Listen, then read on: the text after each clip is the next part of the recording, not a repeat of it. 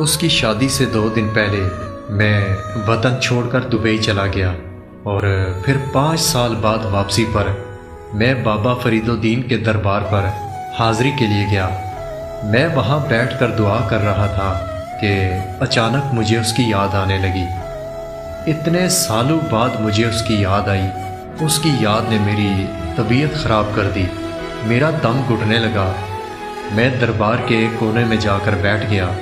میں یہ سوچ ہی رہا تھا کہ آج اتنے سالوں بعد یوں اچانک اس کی یاد اس قدر کیوں آ رہی ہے کہ اتنے میں میری آنکھ لگ گئی۔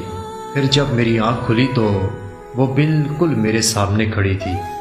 میرے لیے یہ کسی معجزے سے کم نہیں تھا، کیونکہ میں تو کبھی سوچ بھی نہیں سکتا تھا کہ ہماری زندگی میں کبھی دوبارہ ملاقات بھی ہوگی، اور مسکراتے ہوئے بس میری طرف ہی دیکھے جا رہی تھی۔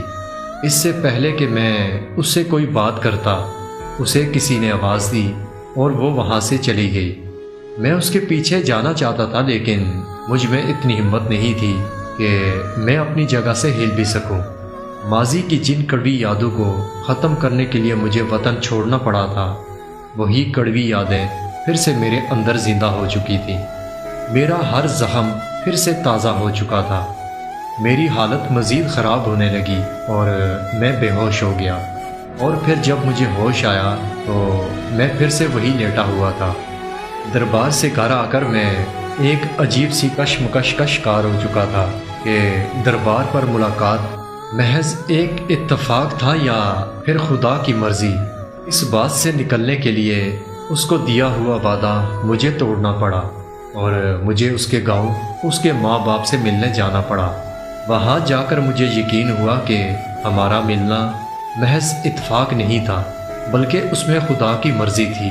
اس کے گھر والوں نے بتایا کہ وہ تم سے شادی کرنا چاہتی تھی، لیکن ہم لوگوں نے صاف کہہ دیا تھا کہ خاندان کے باہر شادی نہیں ہو سکتی، اور پھر ہم لوگوں نے اس کی شادی خاندان میں طے کر دی۔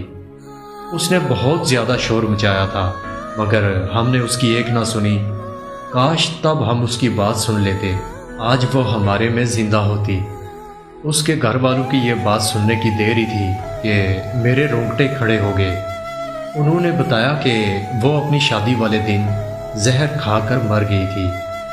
دربار پر وہ میرا خواب تھا یا پھر خدا کا معجزہ، لیکن میں سچ جان چکا تھا۔ جسے میں بے وفا سمجھ رہا تھا، اسی نے تو محبت میں اپنی جان دے دی۔